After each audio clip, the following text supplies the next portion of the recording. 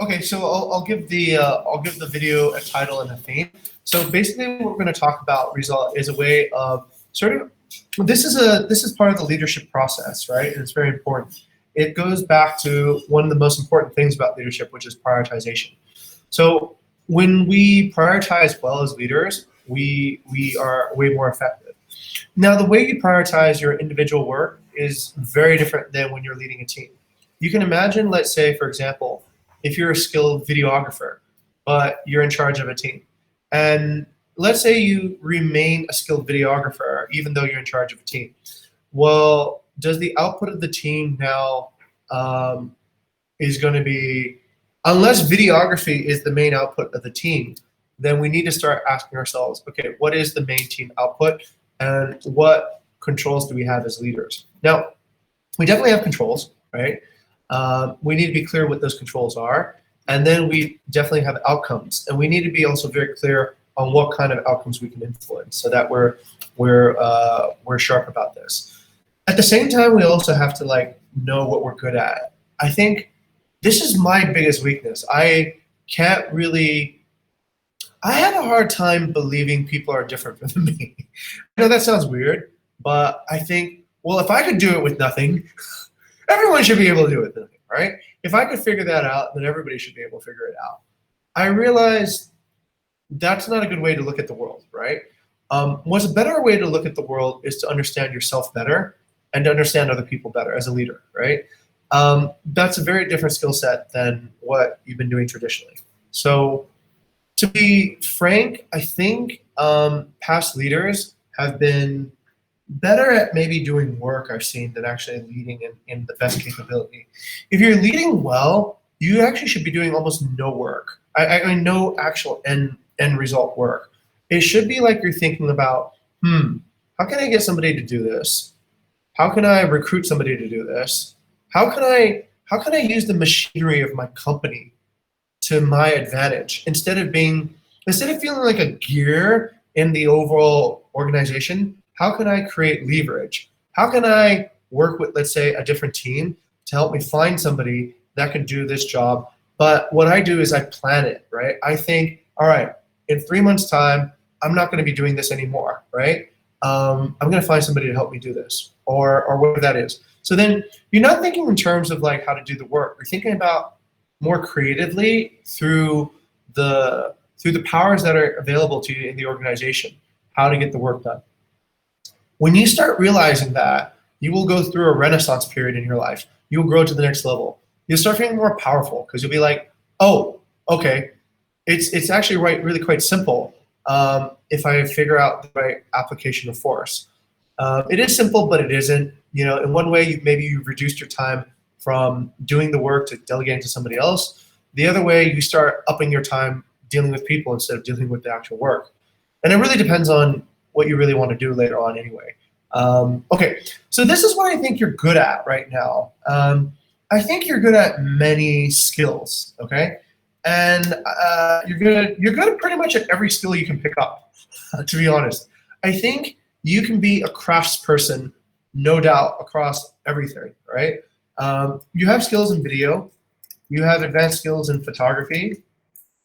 Your copywriting skills, not so much, okay, but okay, I think you can improve on that.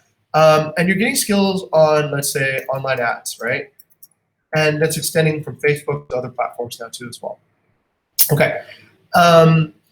What you're also good at that I believe is high urgency, it's something maybe you don't even realize. You have really good judgment. You have really good judgment, and this judgment is useful in decision making. Is useful in understanding.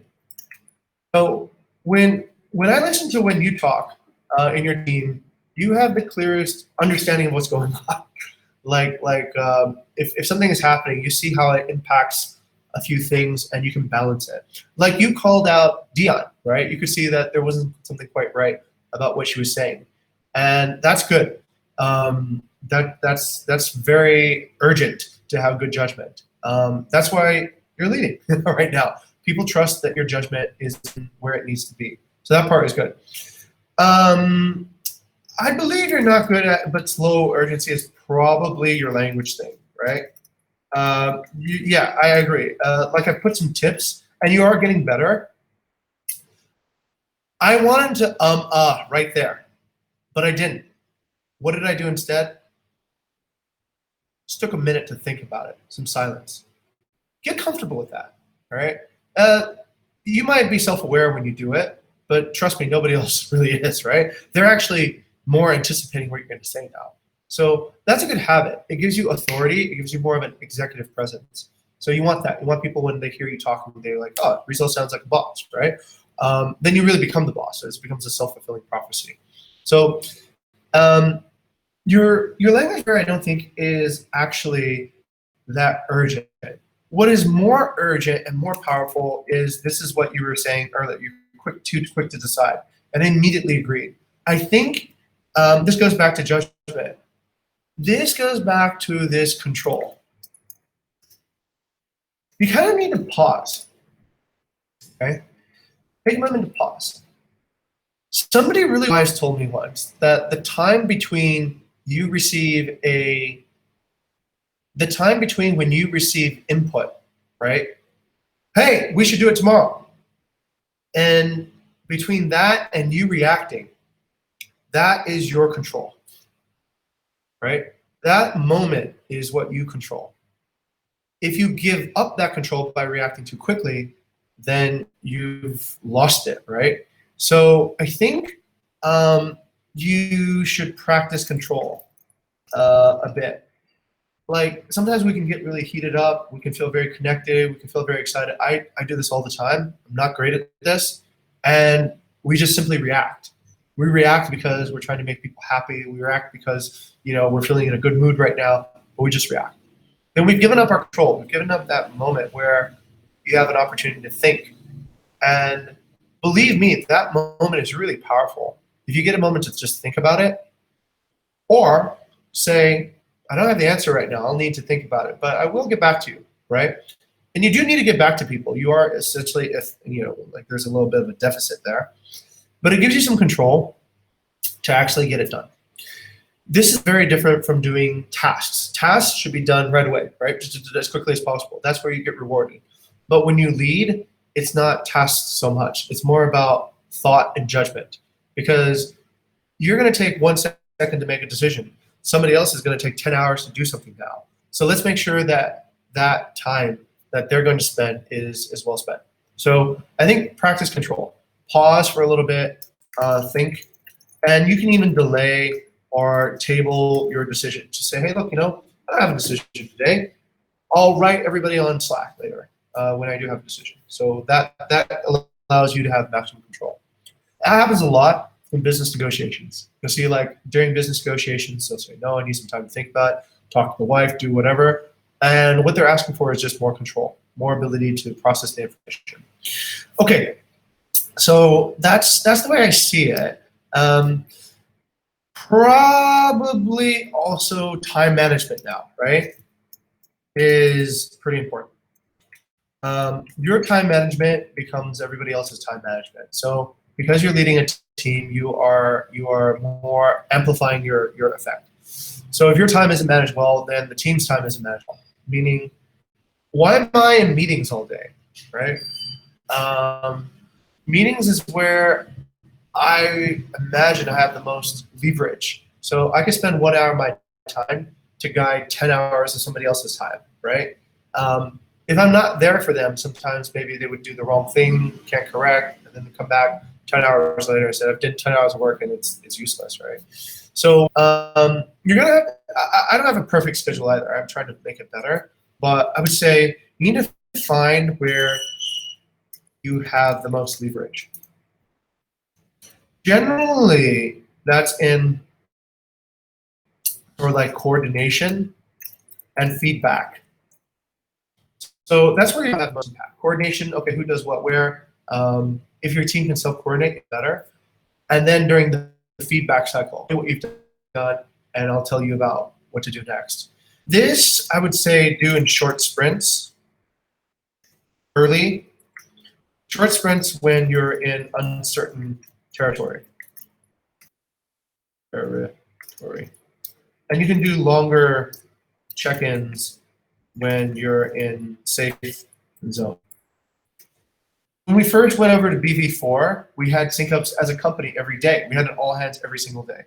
That's because there was a lot of uncertainty every day. There was no, what are we supposed to meet? How are we supposed to do this? What's the plan? What's the mission? What's the, what tools are we going to use? There's just full of uncertainties every day. If you don't resolve those uncertainties early, they will compound and compound and compound and compound and compound. And pretty soon, nobody will know which direction they're supposed to be going. And then at some day in the future, pay that debt. You're gonna have to go and say, all right, we're gonna have to demolish everything we've done, and we're gonna have to go this way. That's the power of radical candor, actually, as well. That the sooner we can stop work that isn't aligned and align it, the less deconstruction we'll need to do later on.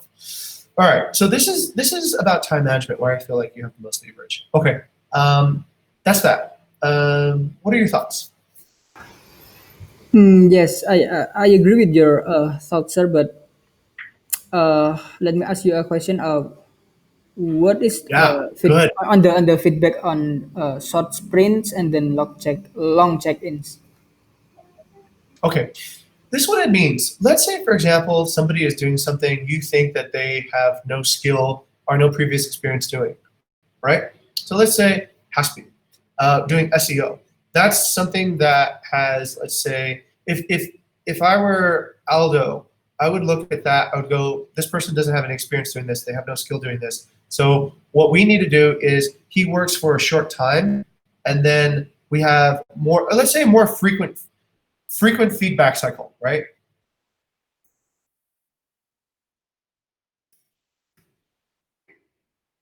When your team is in, so you don't want people working for a very long time on something that could eventually be wrong. That would be devastating. It's a waste of time for them. It's a waste of time for you. Ideally, you would like to stop them early and be able to correct their course of action. Now, this is a little bit where being a leader is hard. So how are you supposed to be a leader how are you supposed to lead somebody in SEO when you're not an expert on SEO, right? How would you do it?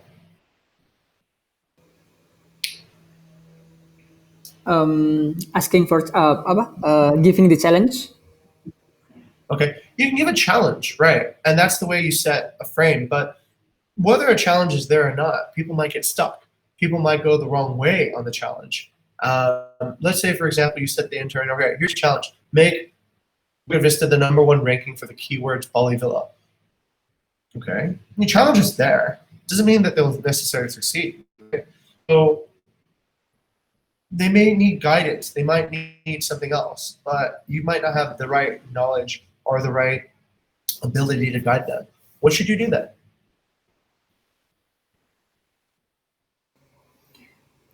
Giving online course, probably, sir. Very good. Very good. You can direct them to where they can guide themselves, right? You can direct them to guide themselves. Look, at the end of the day, what you do, let's say as a leader, is you visualize what success looks like, right? So, all right, at the end of 3 months, we're on the first page for Bali Villa, which means that we probably didn't get to the first page all of a sudden. So where were we the week before?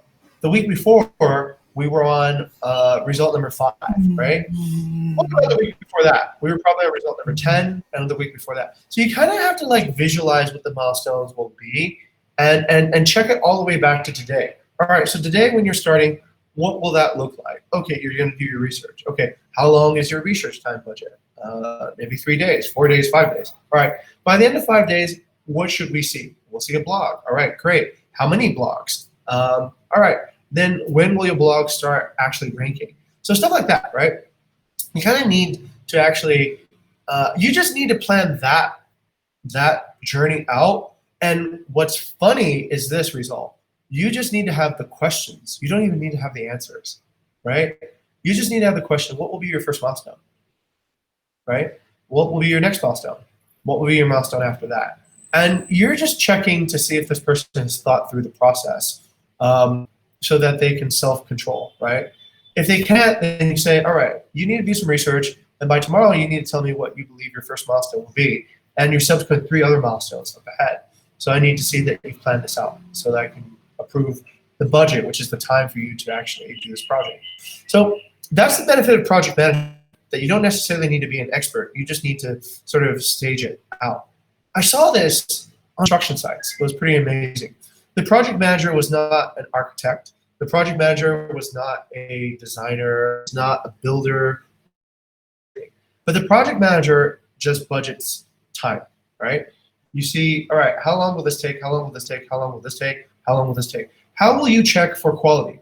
What is your first step? What is your next step? What is your third step, right? So you come actually with this Socratic method. You come with all the questions. And those questions, the person doing the project, they build the answers for you. They tell you what it's going to be. And then you have understanding, and then you have trust, and then you have, all right, take this time and make this happen for me. So I think that's necessary. In the beginning, they won't know, so you're going to have to check with them every day. Have you figured it out yet? Have you figured it out yet? Have you figured it out yet? And what you're doing is you're making it real. You're making the idea of a milestone real. You're making the idea of a deadline real, because you are expecting it every day. When the expectation becomes certain, then the person will start doing it. But if you don't make it real, if you take weeks to check in, then the person will be like, "Oh, I don't know. The Rizal checks on me once a week." So when you're going uncertain territory, you need that. But if you're doing something that's already well done, well documented, right? Let's say, for example, somebody has already been doing content work for a year here. You don't need to check in so often anymore. You can kind of just, okay, all right, I sort of see that you know what you're doing. You've passed all the tests before, so you can strike that out. And that is how you manage your time. Your time will really be compressed during the beginning, and it should get more and more easy with less check-ins and less coordination, less feedback later on. That's what it's about, right? So that's a little bit of time management. That's my advice for time management. What you're also, hey, hello, come on. Okay, all right. So the next thing you need to be good at, I think this I saw today with Dion. You really need to be good at becoming. You have good understanding, but you need to make it sure that it's clearly understood. You need to remove doubt and skepticism. This is one of your strengths too. So I've noticed this is your strength, but maybe other people on your team are sort of confusing you. So I remember one of your best traits, Rizal, has always been where you go and you say exactly what needs to be said, right? You arrive at the conclusion fairly. You don't get muddled. You're clear. But what happens if, kind of like, you start hanging around a lot of people who are not clear? The culture of being not clear starts becoming the new culture, and you need to snap out of it, right? You need to be able to say, this is why I was particularly forceful about Dion. When I heard what the other people said, I was like, you guys are fogging your brain. This person has demonstrated, actually, to me, a very clear lack of specific knowledge. It could be she could explain herself better in Bahasa Indonesia. There could be a language barrier, but I don't think so, because I think you could probably explain SEO better than she could, right? And I don't think that would be a problem. It's the facts that she was presenting just didn't make any sense. The fact that there were no facts didn't make very much sense. There was only generalities. There was no specific pathways. So when we see that as a marketer, as somebody who's working with a lot of abstraction, we got to be very definite. We need to have strong opinions, but that are weakly held. All right, this part I want you to understand. This is actually really important. You need to have strong opinions, weakly held. Do you understand what this means? No.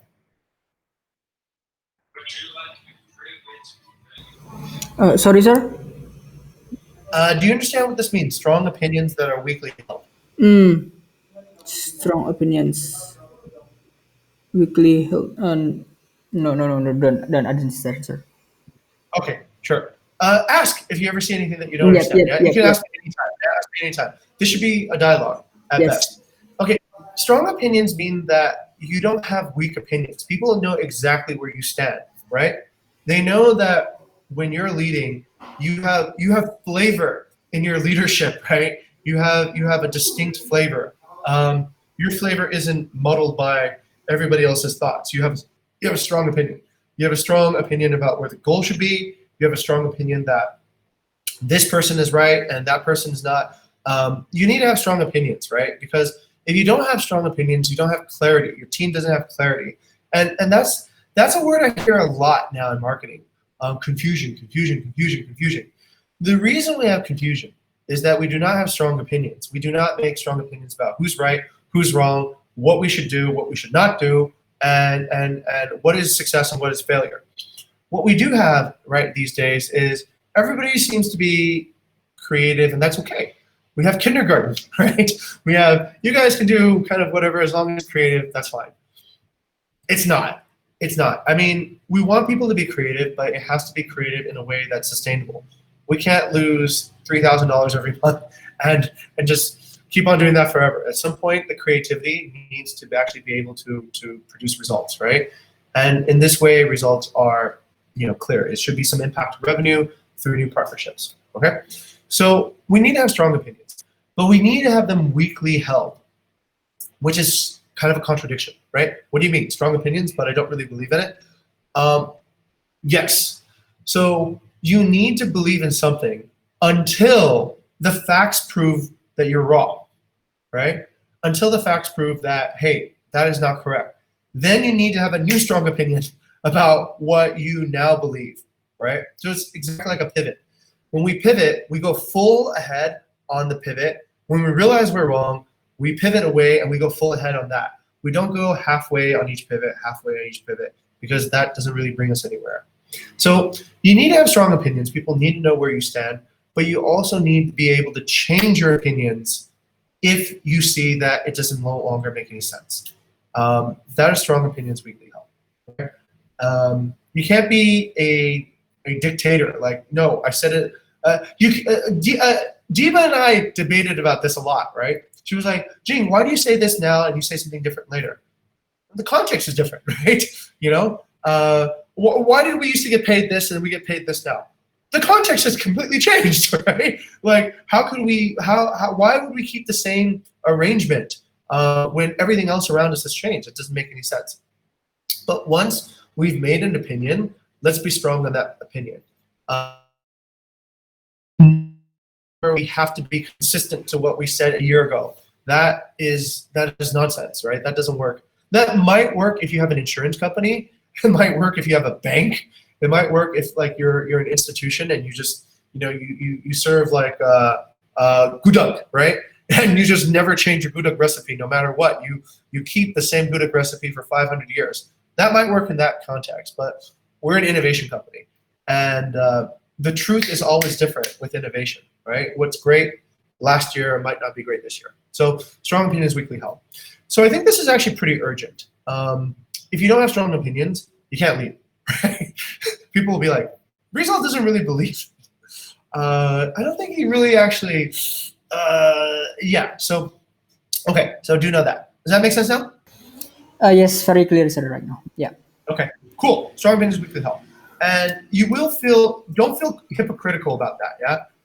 Don't feel hypocritical. It's not hypocritical, it is smart. You're gonna be a different person, hopefully 5 years than today. And if you still, I don't know, maybe when you're this age, you wanna have like a hot girlfriend and a Ferrari, right? But you have your hot girlfriend, you have a wife now, maybe buying the Ferrari isn't such a good idea for your family's like whatever, right? So you kind of need to change with the times too. All right, great. Once you have, I think this, then you'll have, this is what I think you can work on, right? As a focus. Focus on your distraction is due to this this problem. You don't have strong opinions, right? If you have strong opinions, then you won't be so distracted. You'll be like, this is the right way. I've thought about it, and it is the correct way. Yeah, so that part is good. Okay, that will fix this distraction part. Language barrier is not your biggest challenge. People understand what you're saying. It is your opinions aren't strong enough. You can have a language vocabulary of 10 words, right? You can have strong opinions. Yes, no, no, no, no. Yes, yes. You have a vocabulary of 2 words, but people need to know that's where you are, right? So, that's not most fatal. Time management becomes more important. How you manage other people's time also becomes pretty important. At some point, you're going to have to go into this category. You're going to have to think about situational leadership, right? Most of your team right now probably needs some directing. And the reason I say that is because we've taken a look at the HR, and it looks like from the HR perspective, most people in marketing are solo players, right? So everybody's like playing for their own team, or they're playing their own game. They're playing their own game, and they think that I don't know. I don't know how this happened. Perhaps maybe it's the project awards had the wrong effect on people, but whatever it is, people really are focusing too much on their own game. Your message of bringing it together, let's accomplish mission, is a very, very good start, right? It's a very good start. But you have to realize that people don't necessarily hear that all the time, right? It's a good message, but the expectation is that people still contain their habits. They're sort of trapped in their habits. What you're going to maybe need to do is you're going to need to dislocate people from their habits, right? I'll help you with this. So whatever habits they have Sorry, now, what? their habits, Previously, apa Socratic? Socratic method. Sorry, no. The word you said that is not really clear. Previously Oh, from the habit. they're trapped in their habits. So Mm. people right now, you might need to direct them more because they're trapped in their habits. They're just doing this thing every day. And goes back to that feedback cycle, right? If the feedback cycle is not frequent, then people will keep on doing their thing and they'll think everything's cool because nobody's told me that it's not cool yet. So I can proceed. I can keep on. Radical candor needs to come in. Okay, I'll give you an example.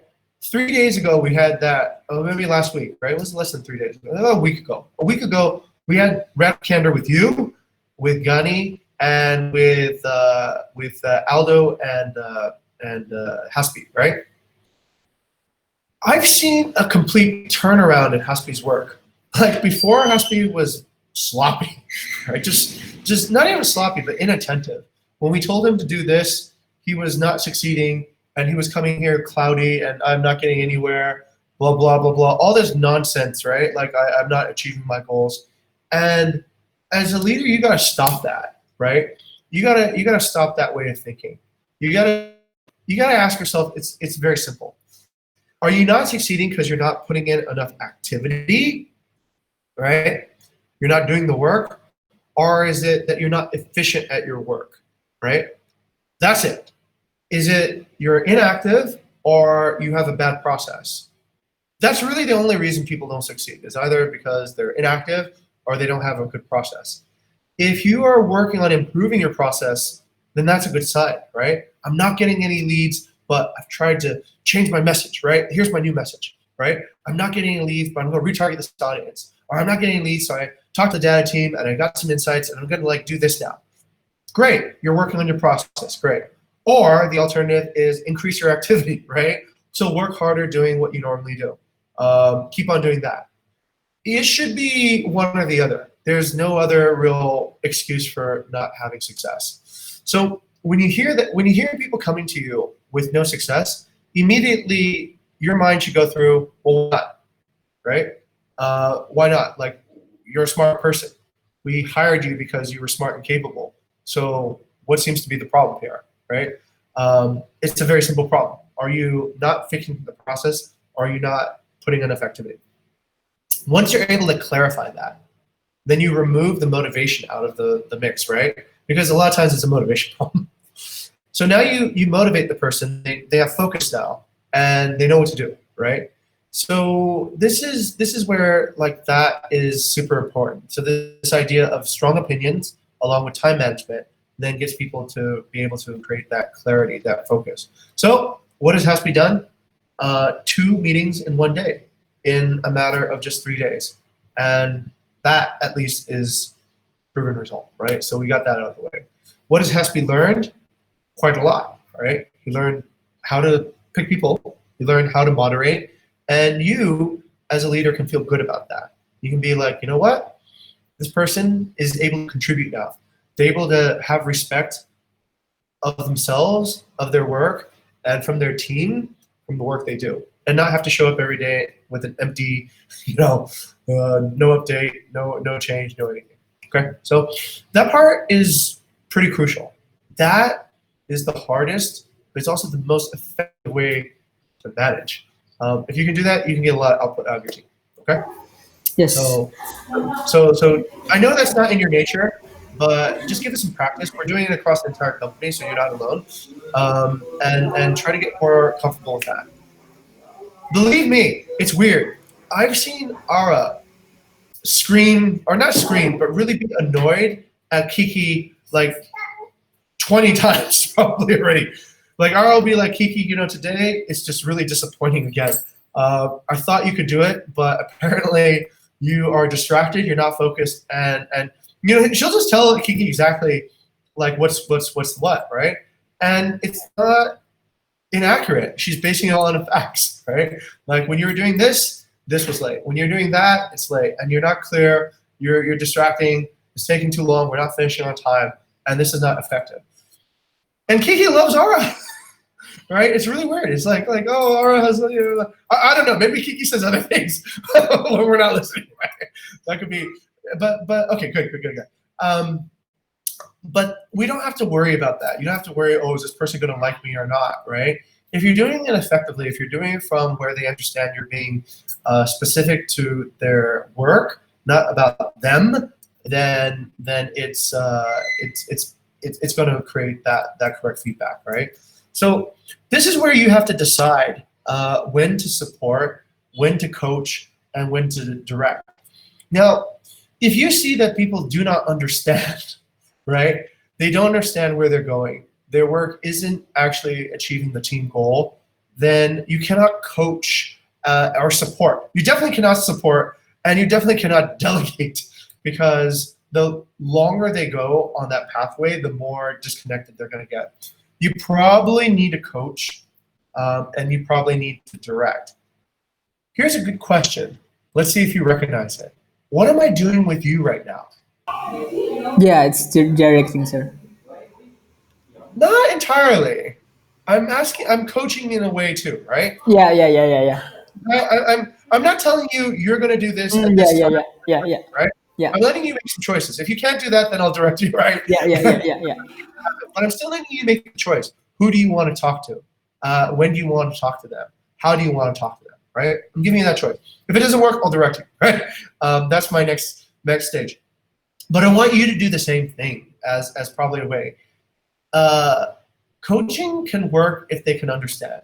If they can't understand, then what you're going to have to do generally is you're going to have to let the experience help the person understand, right? Which means some people can see abstractly. They can imagine something that doesn't exist yet. They can imagine how that thing doesn't exist yet, interfacing with other things that don't exist yet. That's abstract thinking. That's hard. How do I imagine what my top-ranked website is going to look like a week before it is actually top-ranked website? I don't know, right? Like I have never experienced that before.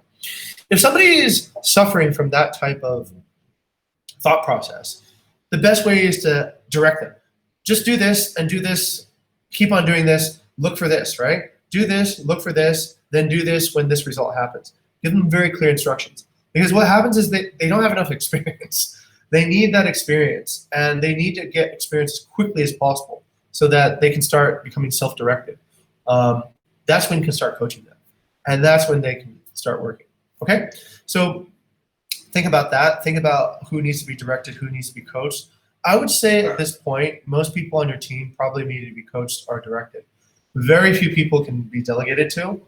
I think you are almost there. Right? You're almost there. I think when you work, I think you would lose together with somebody analyzing the data and feeding you the insights. I think you're there, right? I think like somebody to process what does all this mean, right? And then direct. I think you guys are there. but not quite each alone yet, right? So that's why good teams are good. Form a team, because then you can cover each other's strengths and weaknesses. So okay, that's where I think you are right now. Let's see. Do you have any questions at this moment?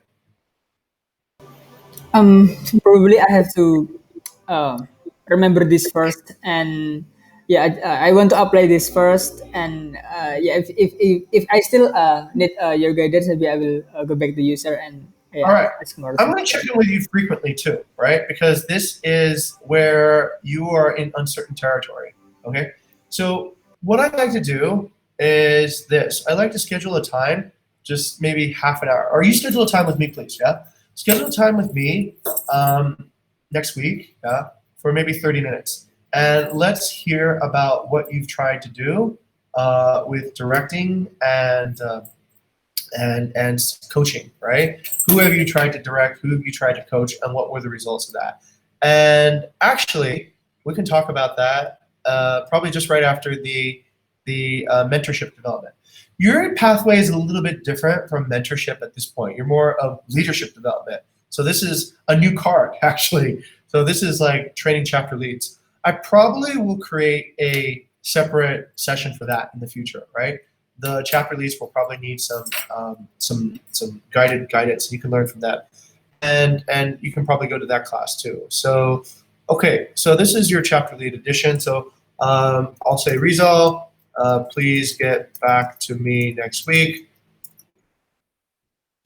We'll take 30 minutes to review your VCL progress. Okay. And this is from this discussion. And the topics we're going to talk about are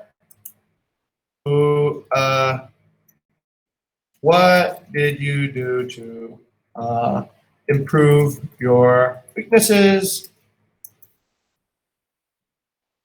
and what actions did you make with your team? Okay.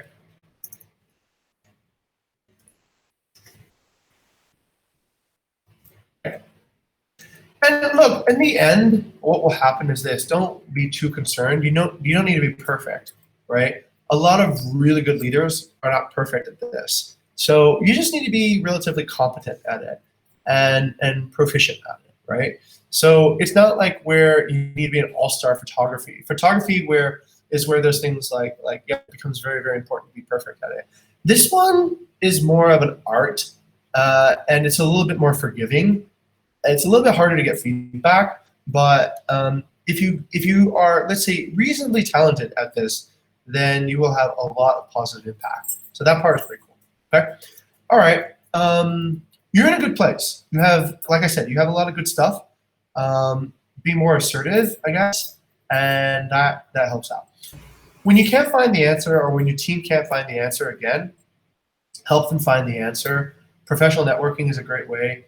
I'm not an SEO expert, but hey, look, has Houseby even watched Adam Cronister's video yet?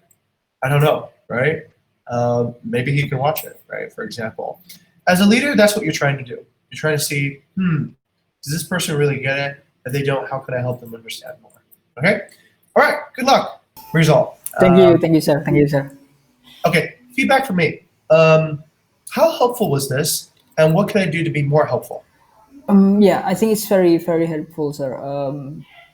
Yeah, basically, yeah, I consider myself I still shy when I maybe ask you, but sometimes I'm not prefer ask you, but I will ask Mas Bayu or Rafik for a mentoringship. Sure.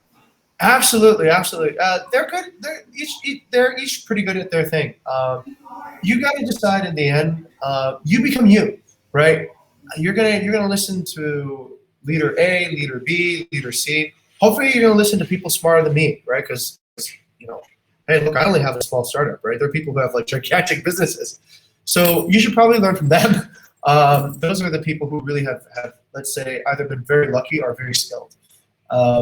So definitely listen to multiple sources. But if you decide, right? Obviously, at the end of the day, you decide who you want to seek advice from. Okay, is this different than their advice? Does this contradict their advice or make you more confused? No, basically, no, you're my boss, so I still a little bit shy. And then if I ask Rafik Why or is your Mas boss? Bayu, I ask Mas Bayu or Rafik, maybe it's still relaxing or still Look, santai. I don't want to have that relationship, right? I don't want to be like your boss. Ideally, like I even told Deba this, right? I told like Deba, hey, look, I want to know you forever because I think, I've had really good bosses that I'm still friends with, and I've had bosses that I probably would never call again.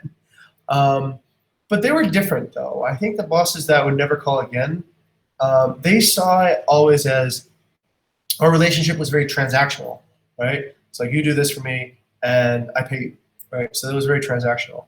I prefer not to have that. I prefer, like, let's say if you really have a question, I'd rather you come and say, hey, look, Jing, you seem to be the expert on this particular field of knowledge, and I need to ask you that. And I know you're telling me the truth because Virtue, right? Virtue loves you, by the way. I think she really, I mean, maybe you should try dating her too if she's single or whatnot. I think she's very fond of you. Or of our company. Maybe not specifically you. Maybe she likes us. She likes us. She's the nicest person I've ever seen actually in this field. Usually, digital marketing people are kind of pricks. Yeah, they're usually a lot of pricks. They're sort of arrogant and they think that they can change. They're like little gods and such, right? But Bertie is very very kind. Um, Take advantage of that, right? You might be surprised. A mentor surprisingly happens when you're not shy to reapproach people to ask them the same question again, like John Wolfer, right, or like Virtue. That's what a mentorship is, and you kind of need them to give them a chance to be your mentor, because mentors will always have time for you. If you ask, they'll be like, "Yeah, I'm busy, but hey, I'm happy you asked me this question." But sometimes the only way to know is to try again, right? To like just say ask and ask until they tell you, I I really like to help you, but I can't. If they are your mentor, if they really are your mentor, they'll say, come back next week, right? I'll have more time. Like Jabu did. Jabu said, hey, I'm not available right now, but if you come back on the 15th or the 21st of July, I'll have time to talk to you.